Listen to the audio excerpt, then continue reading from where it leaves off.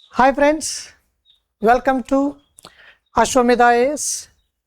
ಸ್ನೇಹಿತರೆ ಟಾರ್ಗೆಟ್ 360 ನೀವು ಪ್ಲೇಸ್ಟೋರಲ್ಲಿ ಡೌನ್ಲೋಡ್ ಮಾಡ್ಕೊಳ್ಳಿ. ಅಲ್ಲಿ ನಿಮಗೆ ಎಲ್ಲ ಸಬ್ಜೆಕ್ಟ್ಸ್ನ ಟಾಪಿಕ್ ವೈಸ್ ವಿಡಿಯೋಸ್ಗಳು ಸಿಗುತ್ತೆ. ಸ್ನೇಹಿತರೆ, ನಾನು ಮಂಜುನಾಥ್ ಬಾಡ್ಗಿ. ಆಲ್ರೆಡಿ ಪಾರ್ಟ್ 1 ನೋಡಿದ್ದೀವಿ ಆನ್ ಎವರೇಜಸ್. ಈಗ ನಾವು ನೋಡ್ತಾ ಇರೋದು ಪಾರ್ಟ್ 2. ಓಕೆ, ಭಾಗ 2. ಬನ್ನಿ ನೋಡೋಣ. ಮೊದಲನೇ ಪ್ರಶ್ನೆ ಈ ರೀತಿಯಾಗಿದೆ. 100 ವಿದ್ಯಾರ್ಥಿಗಳ ಸರಾಸರಿ ಅಂಕಗಳು 40 ಎಂದು ನೀಡಲಾಗಿದೆ. ನಂತರ ಒಬ್ಬ ವಿದ್ಯಾರ್ಥಿಯ ಅಂಕಗಳು 53 ಆಗಿದ್ದವು, ಆದರೆ ತಪ್ಪಾಗಿ 73 ಎಂದು ಓದಲಾಗಿತ್ತು ಎಂದು ತಿಳಿದು ಬಂದಿತು. ಸರಿಪಡಿಸಿದ ಸರಾಸರಿ ಅಂಕಗಳು ಎಷ್ಟು? ನಿಮ್ಮ ಆಯ್ಕೆಗಳು 39 ಇದೆ, 39.7 ಇದೆ, 42 ಇದೆ, 40 ಇದೆ. ಇವು ನಿಮ್ಮ ಆಯ್ಕೆಗಳು. See, this is a problem on misreading the items. Okay, one particular item is misread. 53 is misread as 83, and always you will be asked to find out the correct average in the end. ಸ್ನೇಹಿತರೆ, 2010 IAS mains ಎಕ್ಸಾಮಲ್ಲಿ 4 ಮಾರ್ಕ್ಗೆ ಇದೇ type question ಕೇಳಲಾಗಿತ್ತು.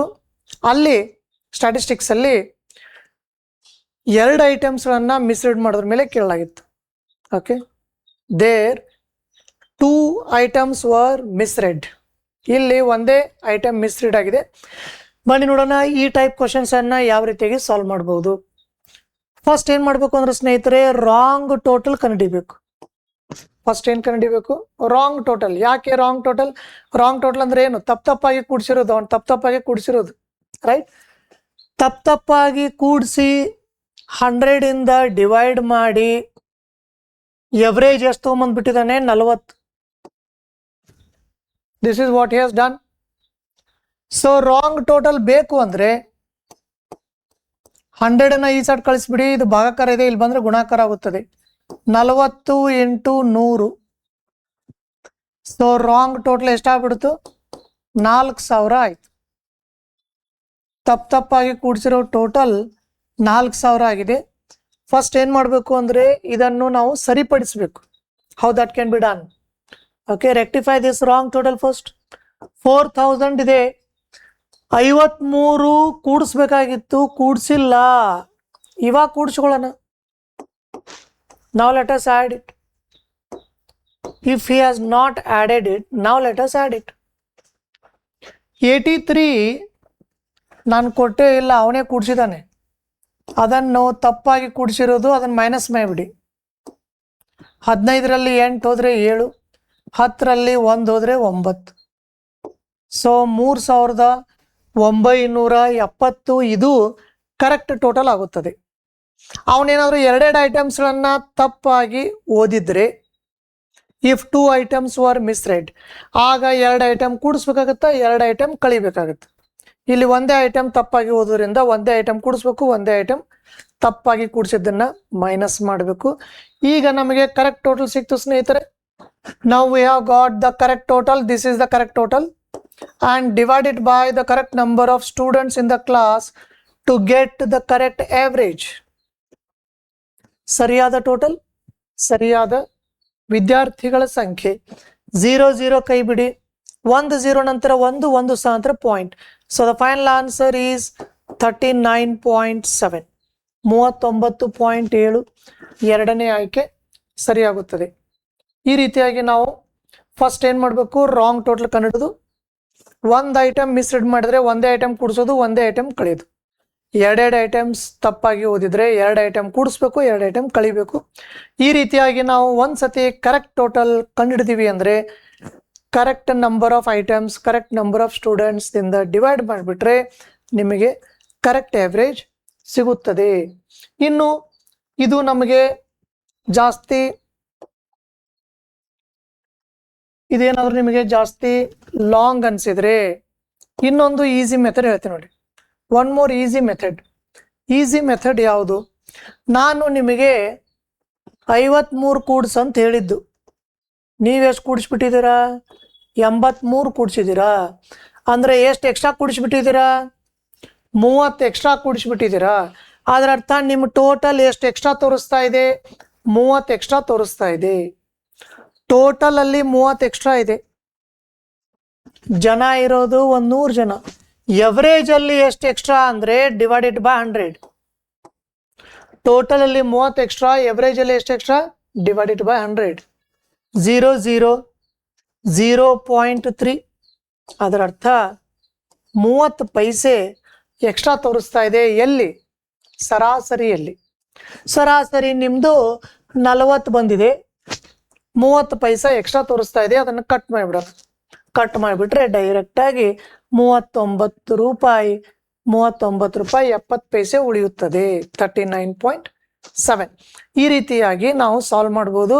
ಮತ್ತೆ ಇನ್ನೊಂದು important ವಿಚಾರ, ಈ ಮೆಥಡಿಂದ ನೀವು ಈ ಪ್ರಾಬ್ಲಮನ್ನು solve ಮಾಡಿದ್ದೆ ಆದರೆ ಪೆನ್ ಪೇಪರ್ ಇಲ್ದೇನೆ ಸಾಲ್ವ್ ಮಾಡ್ಬೋದು. ಹೇಗೆ? 83 ನೀವು ಕೂಡಿಸಿದಿರ, ಅಲ್ಲಿ ಕೂಡಿಸ್ಬೇಕಾಗಿರೋದು ಇರೋದೇ ಬರೀ 53. 83 53 ವ್ಯತ್ಯಾಸ 30. ಅಂದರೆ ನಿಮ್ಮ ಟೋಟಲ್ 30 ಎಕ್ಸ್ಟ್ರಾ ತೋರಿಸ್ತಾ ಇದೆ. ಟೋಟಲ್ ಅಲ್ಲಿ 30 ಎಕ್ಸ್ಟ್ರಾ, ಎವರೇಜ್ ಅಲ್ಲಿ ಎಷ್ಟು ಎಕ್ಸ್ಟ್ರಾ ಅಂದರೆ ಡಿವೈಡ್ ಬೈ 100. 2 0 ನಂತರ 1 ಇದೆ, 2 0 ನಂತರ ಪಾಯಿಂಟ್. ಅದರ ಅರ್ಥ 30 ಪೈಸೆ ಎಕ್ಸ್ಟ್ರಾ ತೋರಿಸ್ತಾ ಇದೆ. ಸೊ 30 ಪೈಸೆ ಕಟ್ ಮಾಡಿ ಆನ್ಸರ್ ಬರೀಬೇಕಷ್ಟೆ.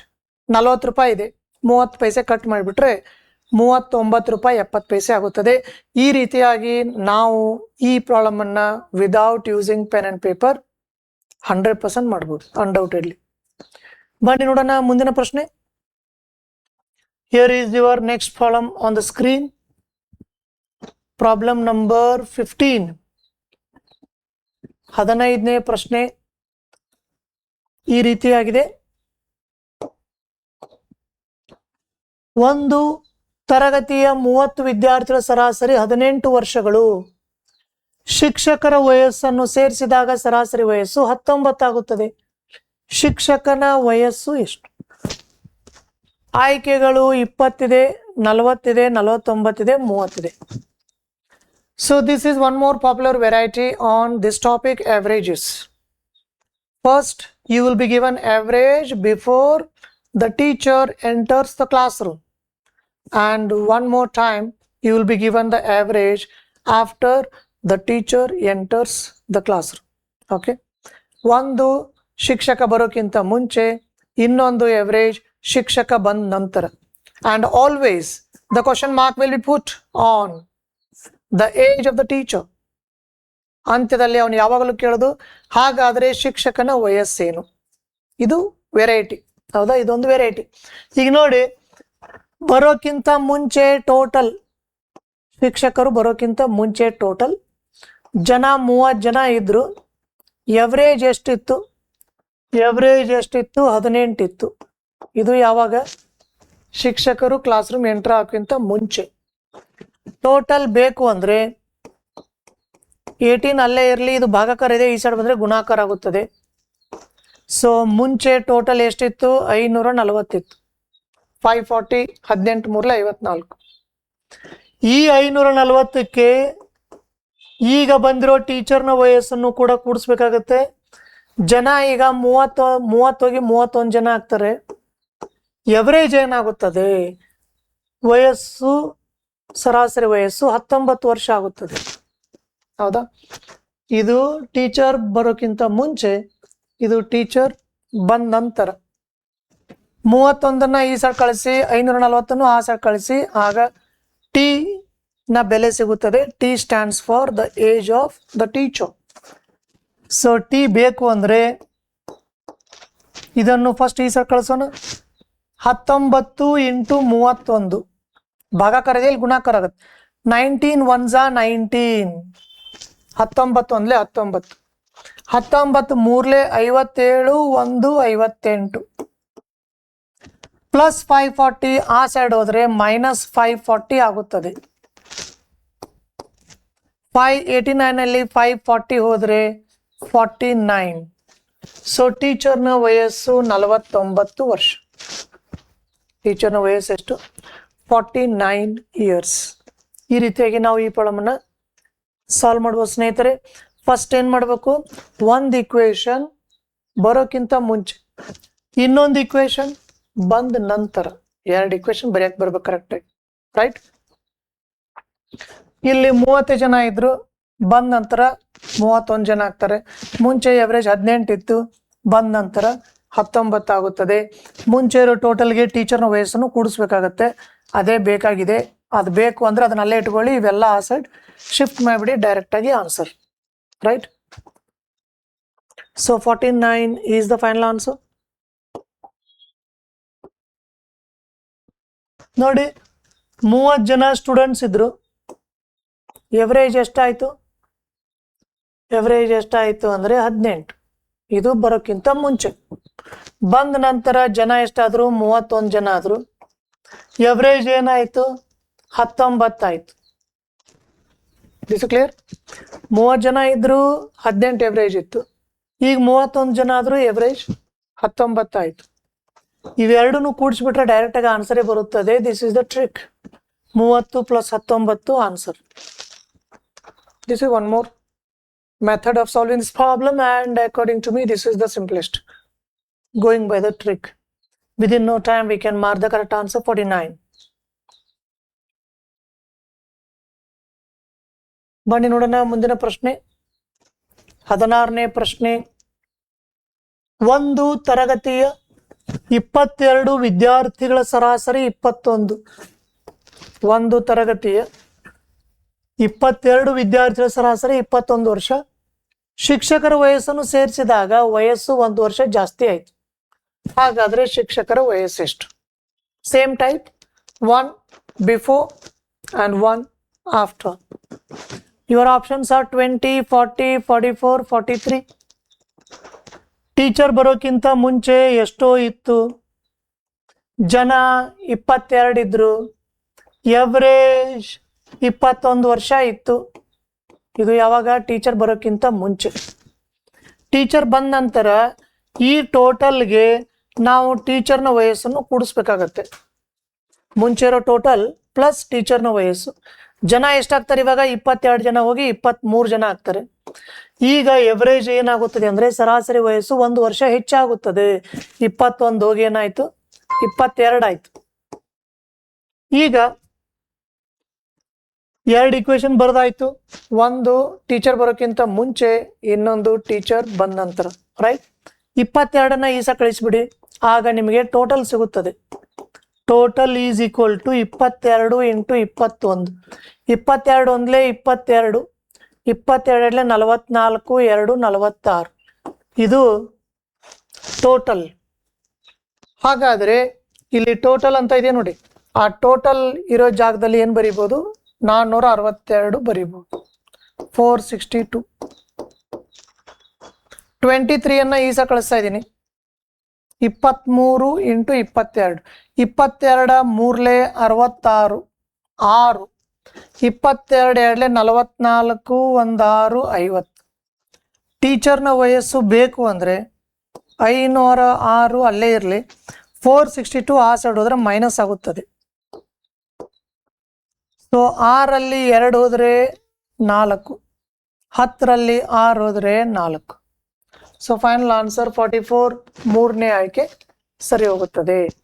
ಈ ರೀತಿಯಾಗಿ ನಾವು ಈ ಪ್ರಾಬ್ಲಮನ್ನು ಸಾಲ್ವ್ ಮಾಡ್ಬೋದು ಸ್ನೇಹಿತರೆ. ಸೇಮ್ ಟೈಪ್ ಇದೆ, ಮುಂಚೆ ಮಾಡಿರೋ ಪ್ರಾಬ್ಲಮ್ ಮತ್ತು ಈ ಪ್ರಾಬ್ಲಮ್ ಎರಡು ಆಲ್ಮೋಸ್ಟ್ ಸೇಮ್, ಆಲ್ಮೋಸ್ಟ್ ಅಲ್ಲ 100% ಸೇಮ್ ಇದೆ, ರೈಟ್? ಸೊ ಟೀಚರ್ನ ವಯಸ್ಸು, ಶಿಕ್ಷಕನ ವಯಸ್ಸು 44 ವರ್ಷ. 22 ಜನ ವಿದ್ಯಾರ್ಥಿಗಳಿದ್ದಾರೆ. ಅವರುಗಳ ಸರಾಸರಿ ವಯಸ್ಸು 21 ವರ್ಷ ಇದೆ. ಈಗ ಶಿಕ್ಷಕ ಒಬ್ಬರ್ತಾನೆ 23 ಜನ ಆಗ್ತಾರೆ. ಈಗ ಎವರೇಜ್ ಅಲ್ಲಿ 1 ವರ್ಷ ಜಾಸ್ತಿ ಆಯ್ತು.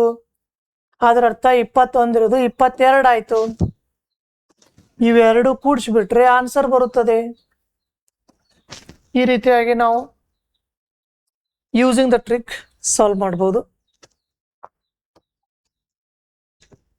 ಮುಂದಿನ ಪ್ರಶ್ನೆ 17ನೇ ಪ್ರಶ್ನೆ. Problem number 17 on ಅವರೇಜಸ್.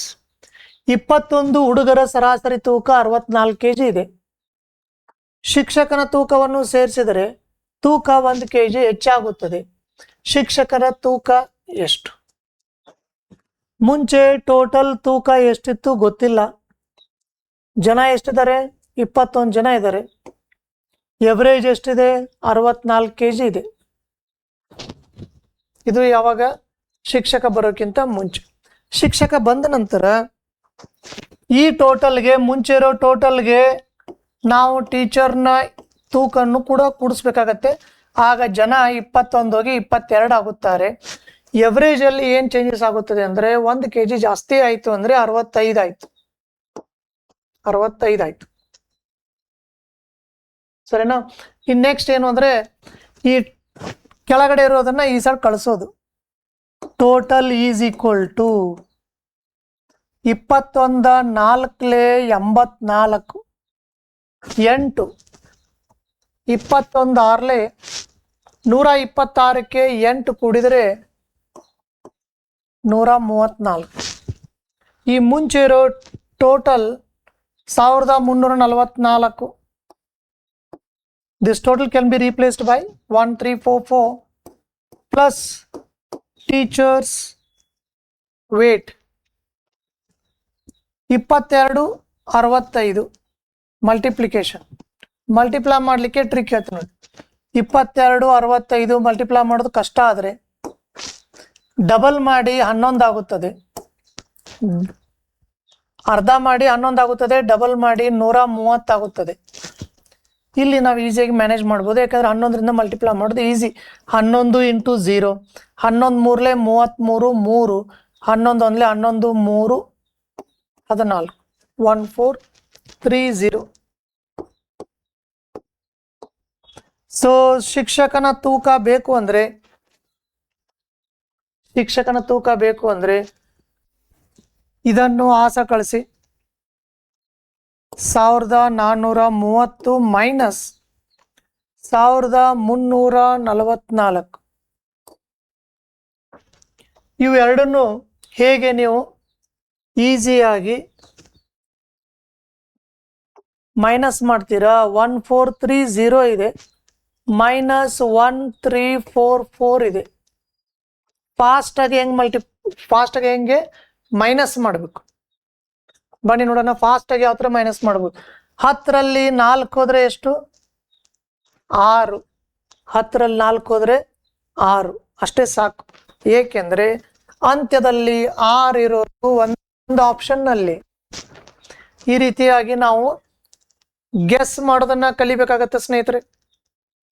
ಯಾಕೆ ಇದೇ ಥರ ಗೆಸ್ ಮಾಡಿ ಆನ್ಸರ್ ಮಾರ್ಕ್ ಮಾಡಬೇಕು. ನೀವು ಎಲ್ಲ ಫುಲ್ ಕಂಪ್ಲೀಟ್ ಆಗಿ ಮಾಡಿದ ಮೇಲೆ ನಿಮ್ದು 86 ಬರುತ್ತೆ ಅನ್ನೋದು ಏನು ಗ್ಯಾರಂಟಿ? ಇಲ್ಲಿ ಒಂದು ಕರೆಕ್ಟ್ ಮಾಡಿ ಉಳಿದಿರೋದು ಮಿಸ್ಟೇಕ್ ಮಾಡೋ ಸಾಧ್ಯತೆ ಇರುತ್ತದೆ. ಅಸ್ಯೂಮಿಂಗ್ 76 ಬಂತು ಅಂತ ಅಂದ್ಕೊಳ್ಳೋಣ, ತಪ್ಪು ಮಾಡಿ ಅಲ್ಲಿ ನೋಡಿದ್ರೆ 76 ಆಪ್ಷನ್ಸ್ ಅಲ್ಲೇ ಇಲ್ಲ. ಆಗ ಇನ್ನೂ ಟೆನ್ಷನ್ ಆಗುತ್ತದೆ. ಟೆನ್ಷನ್ ಆಗಿ ಏನು ಮಾಡ್ತೀವಿ ಅಂದರೆ ಫಸ್ಟಿಂದ ಮತ್ತೆ ಎಲ್ಲ ನೋಡ್ತಾ ಬರ್ತೀವಿ ಎಲ್ಲಿ ತಪ್ಪು ಮಾಡಿದೀವಿ ಅಂತ. ಟೈಮ್ ವೇಸ್ಟ್ ಆಗಲಿಲ್ಲ. ಅದಕ್ಕೆ ಏನು ಮಾಡಬೇಕು? ಲಾಸ್ಟಿಗೆ 6 ಬಂತು, ಸ್ಟಾಪ್. ಲಾಸ್ಟಿಗೆ 6 ಅಲ್ಲಿ ಒಂದರಲ್ಲಿದೆ ಮಾರ್ಕೆಟ್. ಈ ರೀತಿಯಾದ ಗೆಸ್ಸಿಂಗ್ ವರ್ಕ್ ದಿಂದನೇ ನಾವು ಕಾನ್ಫಿಡೆಂಟ್ ಆಗಿ ಸಾಲ್ವ್ ಮಾಡ್ಬೋದು. ಹೌದಾ?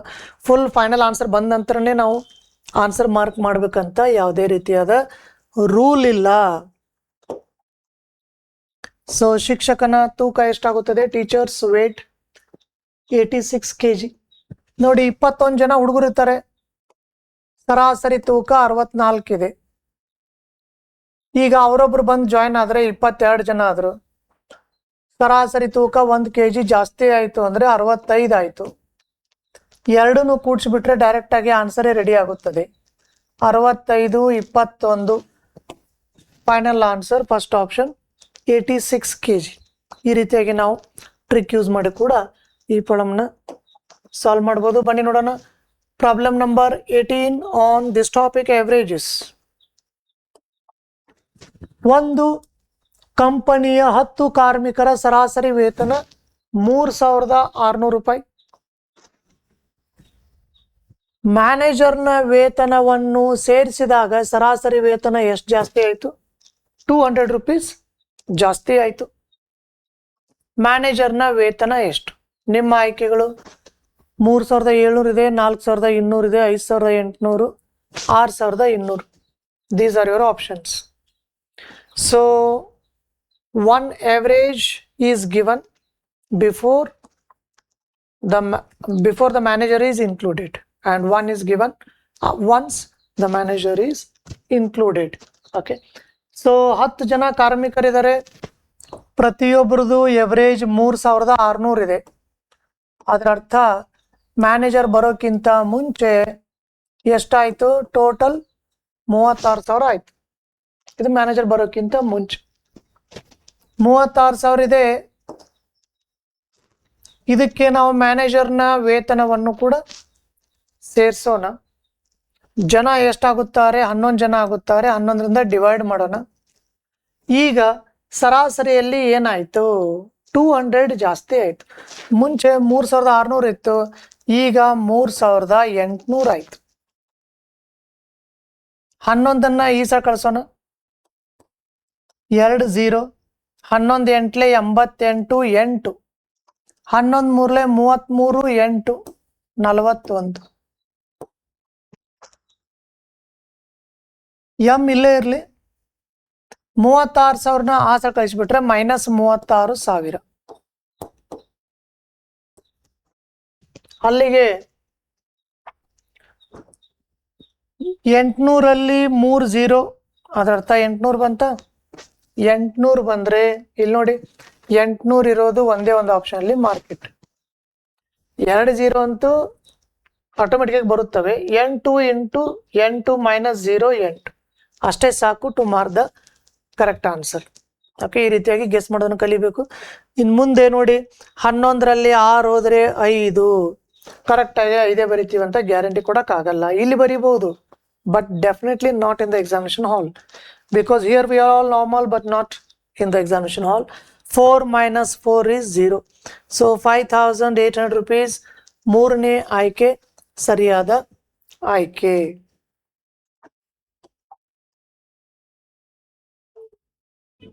Problem number 19 on averages.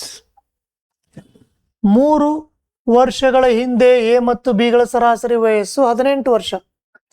ಈಗ ಸಿ ಅವರೊಂದಿಗೆ ಸೇರಿದಾಗ ಸರಾಸರಿ ವಯಸ್ಸು 22 ವರ್ಷ. ಸಿಯ ಈಗಿನ ವಯಸ್ಸು ಎಷ್ಟು? Options 24, 28, 30, 26. 3 years back, A and B were on an average 18 years.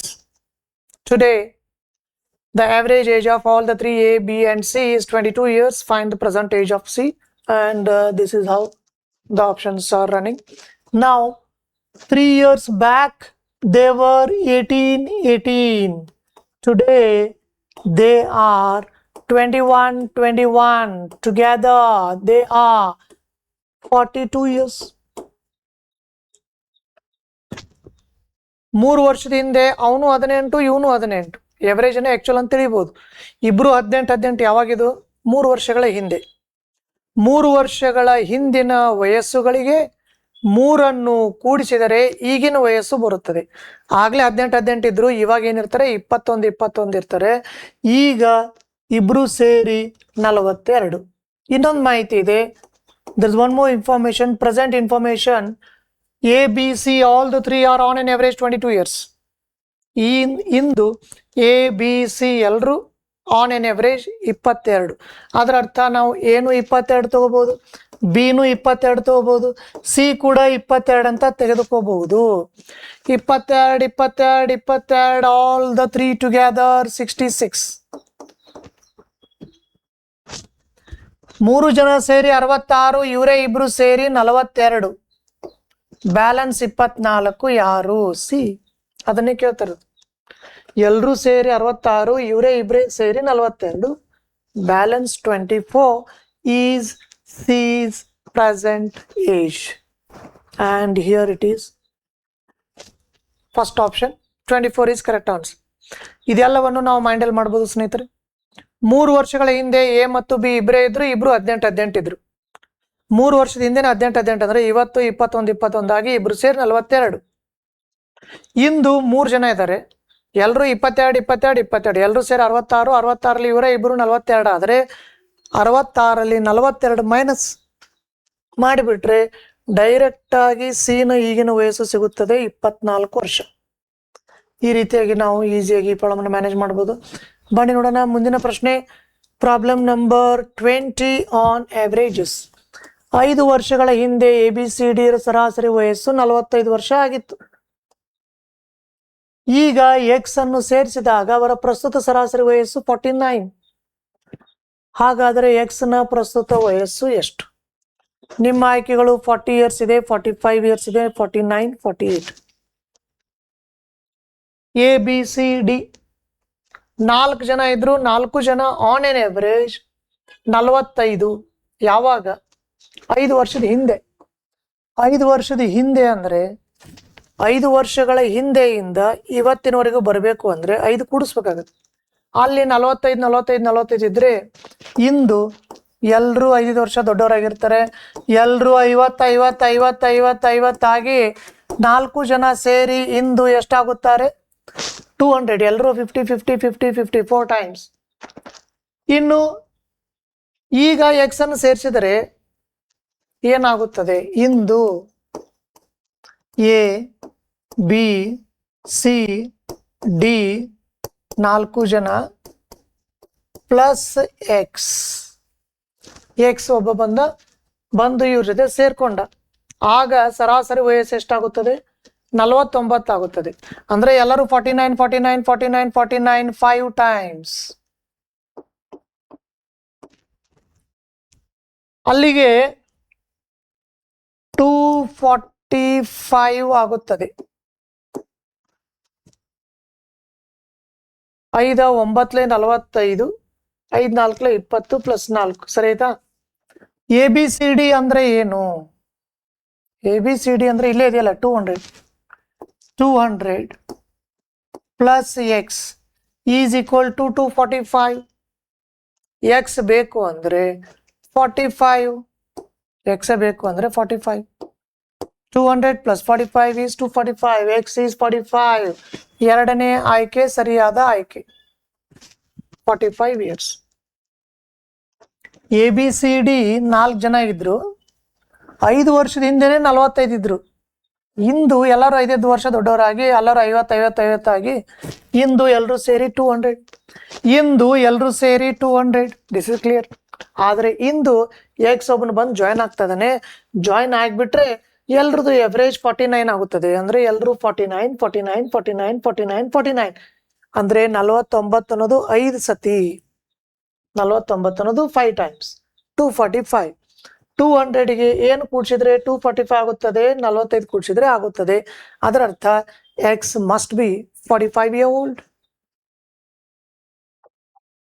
ಬನ್ನಿ ನೋಡೋಣ ಮುಂದಿನ ಪ್ರಶ್ನೆ. Problem number 21 on averages.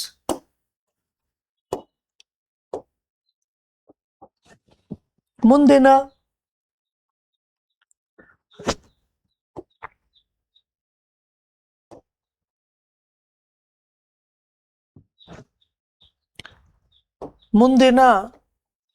ನೋಡಿ, ಒಬ್ಬ ವ್ಯಕ್ತಿಯ ಮೊದಲ 5 ದಿನಗಳ ಸರಾಸರಿ ದೈನಂದಿನ ವೆಚ್ಚ 120 ರೂಪಾಯಿ ಮತ್ತು ಮುಂದಿನ 4 ದಿನಗಳಿಗೆ 80 ರೂಪಾಯಿ. ಈ 9 ದಿನಗಳಲ್ಲಿ ಅವನು 25 ರೂಪಾಯಿ ಉಳಿತಾಯ ಬೇರೆ ಮಾಡಿದ್ದಾನೆ. ಹಾಗಾದರೆ ಅವನ ಸರಾಸರಿ ಆದಾಯ ಏನು? ನಿಮ್ಮ ಆಯ್ಕೆಗಳು 105 ಇದೆ, 250 ಇದೆ, 280 ಇದೆ, 300 rupees ಇದೆ. ನೋಡಿ, a person has spent on an average 120 rupees on first 5 days, and the next 4 days he has spent on an average 80 rupees, and in these 9 days he has saved a bit. How much? 25 rupees. The question mark is on his average income per day. On an average, how much he has earned every day, and these are your options: 105, 250, 280, 300 rupees. See, first 5 days, ಮೊದಲನೇ 5 ದಿನಗಳು 120 ರೂಪಾಯಿ ಖರ್ಚು ಮಾಡಿದ್ದಾನೆ. ಪ್ರತಿದಿನ on an average 120 rupees. ಅಲ್ಲಿಗೆ 600 ರೂಪಾಯಿ ಖರ್ಚು ಮಾಡಿದಂಗೆ ಆಯ್ತು. ನೆಕ್ಸ್ಟ್ 4 days ನಂತರದ 4 ದಿನಗಳು ಡೈಲಿ 80 rupees ಖರ್ಚು ಮಾಡುತ್ತಾನೆ. ಪ್ರತಿದಿನ 80 ಅಂದರೆ 8 4 32, ಅಲ್ಲೊಂದು 320 rupees ಹೋಯ್ತು. ಅಂದರೆ ಖರ್ಚು ಮಾಡಿರೋ ದುಡ್ಡು 920 ರೂಪಾಯಿ. ಉಳಿತಾಯ ಬೇರೆ ಇದೆ 25 ರೂಪಾಯಿ. ಇಷ್ಟು ಖರ್ಚು ಮಾಡಿ ಇಷ್ಟು ಉಳಿಸ್ತಾ ಇದ್ದಾನಂದ್ರೆ ಅವನದು ಟೋಟಲ್ ಆದಾಯ ಎಷ್ಟಿರಲೇಬೇಕು? 945 ಇರಲೇಬೇಕು. 945 ಟೋಟಲ್ 9 days ಅಲ್ಲಿ ಅರ್ನ್ ಮಾಡಿದ್ದಾನೆ. 25 ರೂಪಾಯಿ ಜೇಬಲ್ಲಿ ಉಳಿತಾಯ ಮಾಡಿದ್ದಾನೆ. ಉಳಿದಿರೋದು 920 rupees ಖರ್ಚಾಗಿ ಹೋಗಿದೆ. ಸೊ 945 ರೂಪಾಯಿ total income in these 9 days. 9ರಿಂದ ಡಿವೈಡ್ ಮಾಡಿಬಿಟ್ರೆ ಎವರೇಜ್ ಇನ್ಕಮ್ ಸಿಗುತ್ತದೆ, ಸರಾಸರಿ ಆದಾಯ ಸಿಗುತ್ತದೆ. 9 1 9, 9 5 45 ಅಲ್ಲ, 9 5 45 ಅಲ್ಲ. ದ ಫೈನಲ್ ಆನ್ಸರ್ 105 ರೂಪಾಯಿ.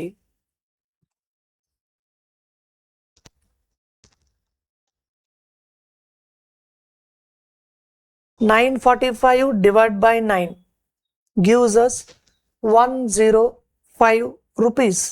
That is the final answer. 945 9 ಅಂತ ಡಿವೈಡ್ ಮಾಡ್ತೀನಿ ನೋಡಿ. 945 9ರಿಂದ ಡಿವೈಡ್ ಮಾಡ್ತಾ ಇದ್ದೀನಿ. 9 1 9, ಎಸ್. ಕೆಳಗಡೆ 4 ತಗೊಳ್ತೀವಿ. 9 1 9 ಜಾಸ್ತಿ ಆಯಿತು. ಅದಕ್ಕೆ ಏನು ಮಾಡಬೇಕು? 9 0 0. 5 ಕೆಳಗಡೆ ತಗೊಳ್ಳಿ. 9 5 45. So final answer 105 rupees. Right? ಯಾಕೆ 0 ಬರೀಬೇಕು? ಭಾಗ ಹೋಗಲ್ಲ 0, ಅವೆಲ್ಲ ಹೇಳ್ಕೊಟ್ಟಿರ್ತಾರೆ. They are all wrong explanations. This is the correct explanation. 9 1 9 ಜಾಸ್ತಿ ಆಗುತ್ತದೆ.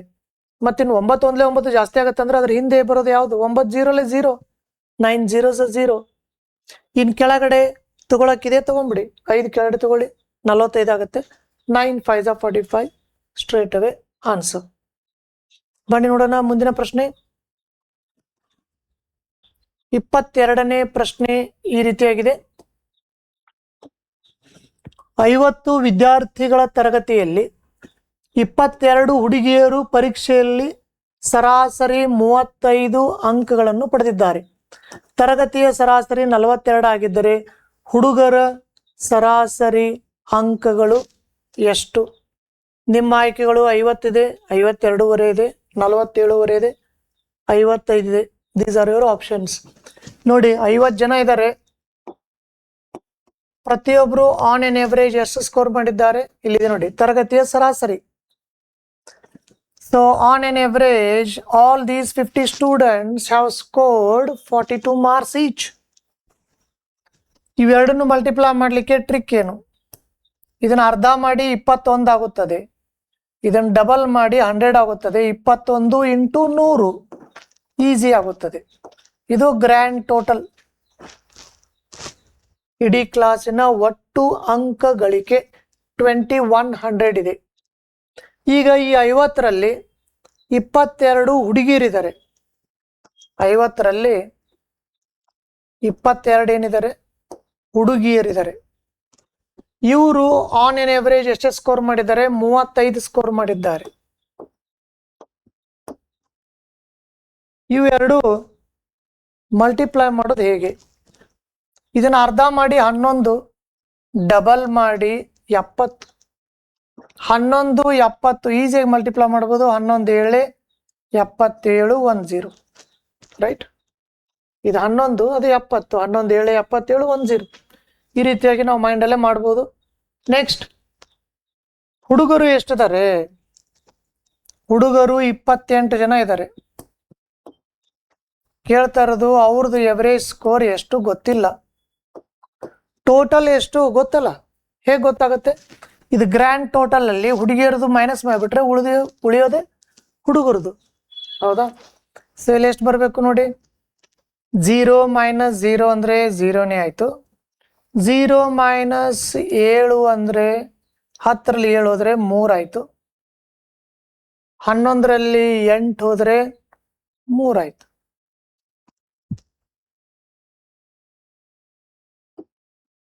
ಸರಿನಾ? ಸೊ ಹುಡುಗರ ಟೋಟಲ್ ಸ್ಕೋರ್ 1330. ಹುಡುಗರು ಎಷ್ಟಿದ್ದಾರೆ? 28 ಇದ್ದಾರೆ. ಕೇಳ್ತಾ ಇರೋದು ಅವರ ಎವರೇಜ್ ಸ್ಕೋರ್. ಇಲ್ಲೇ ಕ್ಯಾನ್ಸಲ್ ಮಾಡ್ತೀನಿ ನೋಡಿ, ಈ ಸೈಡ್ ಆ ಸೈಡ್ ಮಾಡ್ತಾ ಹೋಗ್ಬೋದು. 7ರಿಂದ ಕ್ಯಾನ್ಸಲ್ ಮಾಡ್ತಾ ಇದ್ದೀನಿ ಸ್ನೇಹಿತರೆ. 7 4 28. ಇಲ್ಲಿ 7ರಿಂದ ಕ್ಯಾನ್ಸಲ್ ಮಾಡೋಣ. 7 1 7, 6 ಉಳಿತು, 63 ಆಯಿತು. 7 9 63, 1 0. 2ರಿಂದ ಕ್ಯಾನ್ಸಲ್ ಮಾಡ್ತಾ ಇದ್ದೀನಿ. 2 2 95. 2 ಅಂದರೆ 95, 1 ಅಂದರೆ 47.5. ಇಲ್ಲಿದೆ ನೋಡಿ, 2 1 2 47.5. ಇಲ್ಲಾಂದ್ರೆ ಈ ಥರ ಮಾಡಿ. ಸೊ ಇದು ಬೇಕು ಅಂದರೆ 2 ಈಸ ಕಳಿಸ್ಬಿಡಿ. Question mark is equal to 95/2 ಅಂದ್ರೆ ಅರ್ಧ. 95ರ ಅರ್ಧ 47.5. ರೈಟ್? ಬನ್ನಿ ನೋಡೋಣ ಮುಂದಿನ ಪ್ರಶ್ನೆ. Problem number 23.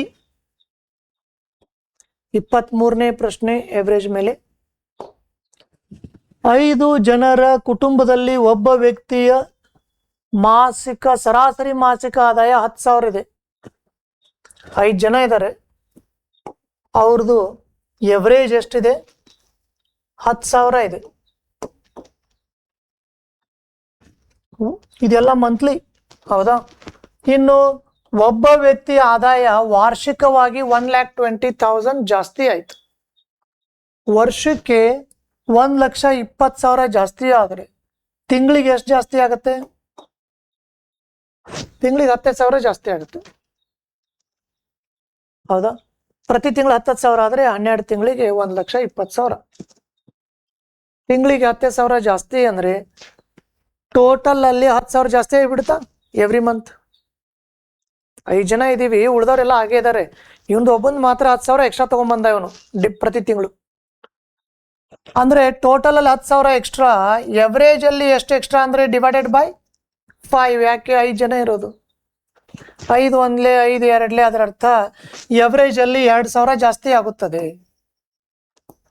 So final answer first option 12,000 ರೂಪಾಯಿ ಆಗುತ್ತದೆ. ಈ ರೀತಿಯಾಗಿ ನಾವು ಅತ್ಯಂತ ಈಸಿಯಾಗಿ ಈ ಪ್ರಾಬ್ಲಮ್ ಸಾಲ್ವ್ ಮಾಡಬಹುದು. ಅದೇ ಕುಟುಂಬದ ಒಬ್ಬ ವ್ಯಕ್ತಿಯ ಸರಾಸರಿ ಮಾಸಿಕ ಆದಾಯ ಎಷ್ಟಾಗುತ್ತದೆ? 12,000 ಆಗುತ್ತದೆ. ಮೊದಲನೇ ಆಯ್ಕೆ ಸರಿ ಹೋಗುತ್ತದೆ. ಮುಂಚೆ 10,000 ಇತ್ತು ಎವರೇಜ್. 5 ಜನ ಇದ್ದಾರೆ, 10,000 ಎವರೇಜ್. 4 ಜನ ಸುಮ್ಮನೆ ಇರ್ತಾರೆ. 5ನೇ ವ್ಯಕ್ತಿ ಏನ್ ಮಾಡ್ತಾನೆ? ಪ್ರತಿ ತಿಂಗಳು 10,000 ಎಕ್ಸ್ಟ್ರಾ ಮನೆಗೆ ತಗೊಂಡ್ಬರ್ಲಿಕ್ಕೆ ಸ್ಟಾರ್ಟ್ ಮಾಡಿದ. ಅದರ ಅರ್ಥ ಟೋಟಲ್ ಅಲ್ಲಿ ಪ್ರತಿ ತಿಂಗಳು 10,000 ಎಕ್ಸ್ಟ್ರಾ ಆಯ್ತು. ಟೋಟಲ್ ಅಲ್ಲಿ 10,000 ಎಕ್ಸ್ಟ್ರಾ ಆಯ್ತು ಫ್ಯಾಮಿಲಿ ಇನ್ಕಮ್ ಅಲ್ಲಿ ಪ್ರತಿ ತಿಂಗಳು. ಆದರೆ ಎವರೇಜ್ ಅಲ್ಲಿ ಎಷ್ಟು ಎಕ್ಸ್ಟ್ರಾ ಅಂದ್ರೆ ಡಿವೈಡ್ ಬೈ 5. ಯಾಕಂದ್ರೆ 5 ಜನ ಇದಾರೆ ಅಲ್ಲಿ. 5 2 10. ಅದರ ಅರ್ಥ ಎವರೇಜ್ ಅಲ್ಲಿ 2,000 ಜಾಸ್ತಿ ಆಯ್ತು. ಮುಂಚೆ ಎವರೇಜ್ ಇನ್ಕಮ್ 10,000 ಇತ್ತು ಆ ಕುಟುಂಬದ ಸರಾಸರಿ ಮಾಸಿಕ ಆದಾಯ. ಈಗ 2,000 ಜಾಸ್ತಿ ಆಗಿ ಮೊದಲನೇ ಆಯ್ಕೆ 12,000 ಆಯ್ತು.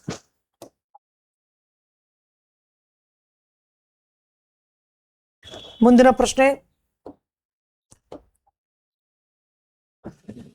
ಮೊದಲ 3 ದಿನಗಳಲ್ಲಿ 5 ದಿನಗಳ ಸರಾಸರಿ ಮಳೆ 0.45 ಇಂಚುಗಳೆಂದು ದಾಖಲಾಗಿದೆ. ಕೊನೆ 2 ದಿನಗಳ ಮಳೆಯು 2:3 ಅನುಪಾತದಲ್ಲಿತ್ತು. 5 ದಿನಗಳ ಸರಾಸರಿ 0.40 ಇಂಚುಗಳಾಗಿತ್ತು. ಕೊನೆಯ ದಿನದ ಮಳೆ ಎಷ್ಟಿತ್ತು? ನಿಮ್ಮ ಆಯ್ಕೆಗಳು 0.45 ಇಂಚಸ್, 0.39 ಇಂಚಸ್, 0.35, 0.30. ಇವು ನಿಮ್ಮ ಆಯ್ಕೆಗಳು. ಸ್ನೇಹಿತರೆ, ಇಲ್ಲಿ ಒಂದು ಇಂಪಾರ್ಟೆಂಟ್ ಪಾಯಿಂಟ್ ಏನಂದ್ರೆ 3.72 ಅಂತ ನಾನು ಹೇಳ್ಬಿಟ್ರೆ ಕಷ್ಟ ಆಗುತ್ತದೆ. We are not comfortable.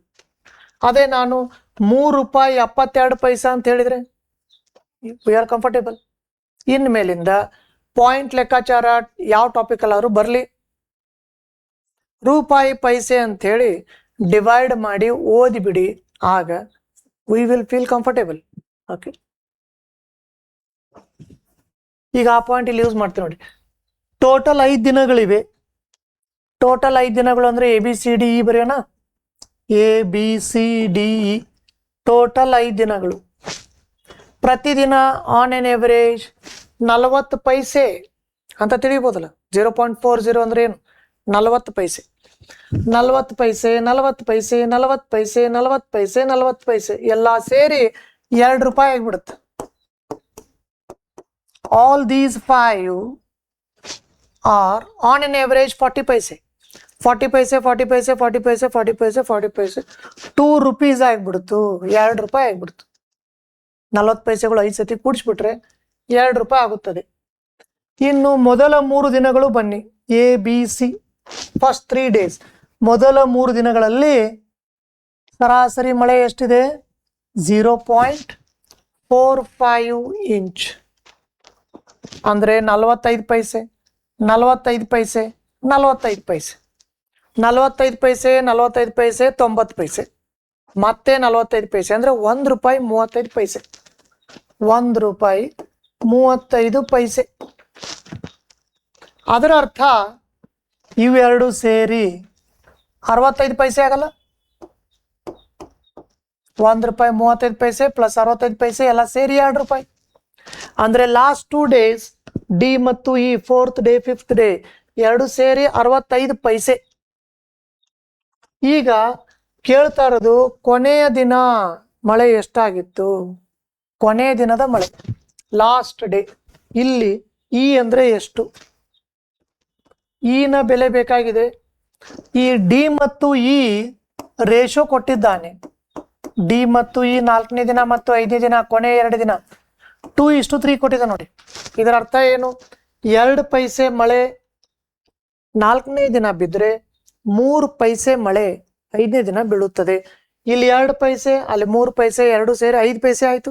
S, ಪ್ರತಿ ಅಂದ್ರೆ ಲೈನ್. ಪ್ರತಿ 5 ಪೈಸೆನಲ್ಲಿ ಕೊನೆಯ ದಿನ ಬಿದ್ದ ಮಳೆ 3 ಪೈಸೆ.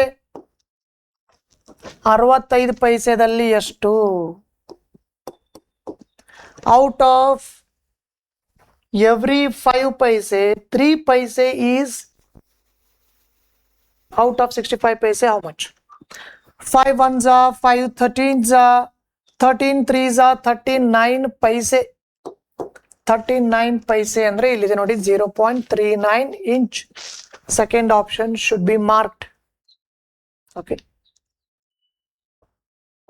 ಇಲ್ಲಿ ನೋಡಿ 2 3 5 ಆದರೆ 5 ಇಲ್ಲ 65 ಇದೆ.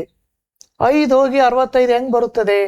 5 13 65 5 13s are 65 13 ಪಟ್ಟು 13 ಪಟ್ಟು ಅಂದ್ರೆ ಇದು 13 ಪಟ್ಟು ಆಗುತ್ತೆ, ಅದು 13 ಪಟ್ಟು ಆಗುತ್ತೆ. ನಮಗೆ ಇದಷ್ಟೇ ಬೇಕಾಗಿರೋದು 13 3 39. That is the final answer. 39 paise 0.39 inch.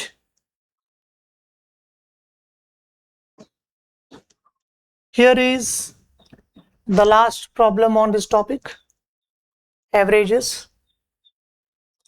ಕೊನೆಯ ಪ್ರಶ್ನೆ ಸರಾಸರಿ ಮೇಲಿನ ಕೊನೆಯ ಪ್ರಶ್ನೆ ನೋಡೋಣ ಬನ್ನಿ. ಮೊದಲ 3 ದಿನಗಳಲ್ಲಿ ಸರಾಸರಿ ಮಳೆ 0.40. ಟೋಟಲ್ 5 ದಿನ. ಮೊದಲ 3 ದಿನಗಳಲ್ಲಿ ಸರಾಸರಿ ಮಳೆ ಎಷ್ಟಿದೆ? 0.40 ಇಂಚ್. ಕೊನೆಯ 2 ದಿನ ಮಳೆ ಯಾವ ರೇಷದಲ್ಲಿ ಮಳೆ ಬಿದ್ದಿದೆ? 4:3. 5 ದಿನಗಳ ಸರಾಸರಿ 50 ಪೈಸೆ ಇದೆ, 0.50 ಇಂಚ್. ಕೇಳ್ತಾ ಇರೋದು ಕೊನೆಯ ದಿನದ ಮಳೆ ಎಷ್ಟಾಗಿತ್ತು. ಆಯ್ಕೆಗಳು 90 ಪೈಸೆ 99 ಪೈಸೆ 80 ಪೈಸೆ 55 ಪೈಸೆ. These are your options. ಈಗ same type A B C D E 5 ದಿನ. 5 ದಿನ ಆನ್ ಎನ್ ಎವರೇಜ್ 50 ಪೈಸೆ ಅಂತ ಕೊಟ್ಟಿದ್ದಾನೆ. 50 ಪೈಸೆ 50 ಪೈಸೆ 50 ಪೈಸೆ 50 ಪೈಸೆ 50 ಪೈಸೆ ಟೋಟಲ್ 2 ರೂಪಾಯಿ 50 ಪೈಸೆ. 5 ದಿನ 5 ದಿನ ಸೇರಿ ಟೋಟಲ್ 2 ರೂಪಾಯಿ 50 ಪೈಸೆ ಆಗುತ್ತದೆ. ಈಗ ಫಸ್ಟ್ 3 ಡೇಸ್ ಅಷ್ಟೇ ನೋಡೋಣ. ಮೊದಲ 3 ದಿನ 40 ಪೈಸೆ ಆನ್ ಎನ್ ಎವರೇಜ್. 40 ಪೈಸೆ 40 ಪೈಸೆ 40 ಪೈಸೆ ಅಂದ್ರೆ ₹1.20 ಆಯ್ತಾ. ಅಲ್ಲಿ ನೋಡಿದ್ರೆ ₹2.50 ಇದೆ ಟೋಟಲ್. ಅದರ ಅರ್ಥ ಲಾಸ್ಟ್ 2 ಡೇಸ್ ಎರಡು ಸೇರಿ ₹1.30 ಆಗ್ಲೇಬೇಕಾ, ₹1.30 ಆಗ್ಲೇಬೇಕು. ಇನ್ನು ಲಾಸ್ಟ್ 2 ಡೇಸ್ ಬಗ್ಗೆ ಇನ್ನೊಂದು ಮಾಹಿತಿ ಏನಿದೆ, 4-3 ಇದೆ. 4-3 ಅಂದ್ರೆ ಏನು? 4ನೇ ದಿನ 4 ಪೈಸೆ ಅಷ್ಟು ಮಳೆ ಬಿದ್ರೆ, 4 ಇಂಚ್ ಅಷ್ಟು ಮಳೆ ಬಿದ್ರೆ, 5ನೇ ದಿನ 3 ಇಂಚದಷ್ಟು ಮಳೆ ಬೀಳುತ್ತದೆ. 4 3 total 7. Out of every 7, 3 will be the rainfall on the last day. ಪ್ರತಿ 7ರಲ್ಲಿ 3 ಕೊನೆಯ ದಿನದ ಮಳೆ. ಹಾಗಾದರೆ ₹1.30 ಪೈಸೆ ಅಂದ್ರೆ 130 ಪೈಸೆ ಅಂತ ತಿಳಿಯೋಣ. 13 39 390 ಕೆಳಗಡೆ 7 7 5 35 ಆಗುತ್ತೆ. 4 ಉಳಿತು ಮತ್ತೆ 40 ಆಯ್ತು. ಮತ್ತೆ 7 5 35 ಸಾಕಷ್ಟೆ. Last option can be marked 0.55 inch ಅಂದ್ರೆ 55 ಪೈಸೆ ಅಂದ್ರೆ 50.55 ಇಂಚ್ ಅಂತ. 0.55 ಇಂಚ್ ಕೊನೆಯ ದಿನದ ಮಳೆಯ ಪ್ರಮಾಣ. That is the meaning, the rainfall on the last day, right? So ಇದೇ ಟೈಪ್ ಮುಂಚೆ ಏನು ಮಾಡಿದೀವಲ್ಲ, 24th ಪ್ರಾಬ್ಲಮ್ ಸೇಮ್ ಟೈಪ್ ಇತ್ತು. ಅದು IAS ಪ್ರಿಲಿಮ್ಸ್ ಅಲ್ಲೂ ಬಂದಿದೆ, ಪೊಲೀಸ್ ಸಬ್ ಇನ್ಸ್ಪೆಕ್ಟರ್ ಎಕ್ಸಾಮ್ ಅಲ್ಲೂ ಕೂಡ ಸೇಮ್ ಪ್ರಾಬ್ಲಮ್ ರಿಪೀಟ್ ಆಗಿದೆ ಸ್ನೇಹಿತರೆ. ಇಂಪಾರ್ಟೆಂಟ್ ವೆರೈಟಿ ಅಂತ ಅಲ್ಲಿಗೆ ಗೊತ್ತಾಗತ್ತೆ. ಈ ಪ್ರಾಬ್ಲಮ್, ಈ ವೆರೈಟಿ ಪಾಪ್ಯುಲರ್ ವೆರೈಟಿ, ಹೌದಾ? ಟೋಟಲ್ 5 ದಿನದ ಎವರೇಜು ಕೊಟ್ಟಿರ್ತಾನೆ, ಸ್ಟಾರ್ಟಿಂಗ್ 3 ಡೇಸ್ ಎವರೇಜು ಕೊಡ್ತಾನೆ, ಲಾಸ್ಟ್ 2 ಡೇಸದ್ದು ಎವರೇಜ್ ರೈನ್ಫಾಲ್ ಕೊಡಲ್ಲ, ಆ ರೈನ್ಫಾಲ್ಗಳ ಮಧ್ಯೆ ಇರುವ ಅನುಪಾತವನ್ನು ಕೊಡ್ತಾನೆ. ಕೇಳೋದು ಕೊನೆಯ ದಿನದ ರೈನ್ಫಾಲ್, ಕೊನೆಯ ದಿನದ ಮಳೆ ಪ್ರಮಾಣ ಎಷ್ಟಿತ್ತು ಅಂತ ಕೇಳ್ತಾನೆ, ರೈಟ್? ಈ ರೀತಿಯಾಗಿ ಈ ಒಂದು ಎವರೇಜ್ ಮೇಲಿನ ಕ್ವಶನ್ಸ್ ಅನ್ನ ಸಾಲ್ವ್ ಮಾಡ್ಬೋದು ಸ್ನೇಹಿತರೆ. ಇಲ್ಲಿಗೆ ನಮ್ಮ ಎವರೇಜ್ ಟಾಪಿಕ್ ಕ್ಲೋಸ್ ಆಯಿತು. Thank you one and all. See you again with some other topics, especially the next topic will be most probably time and work. Thank you one and all.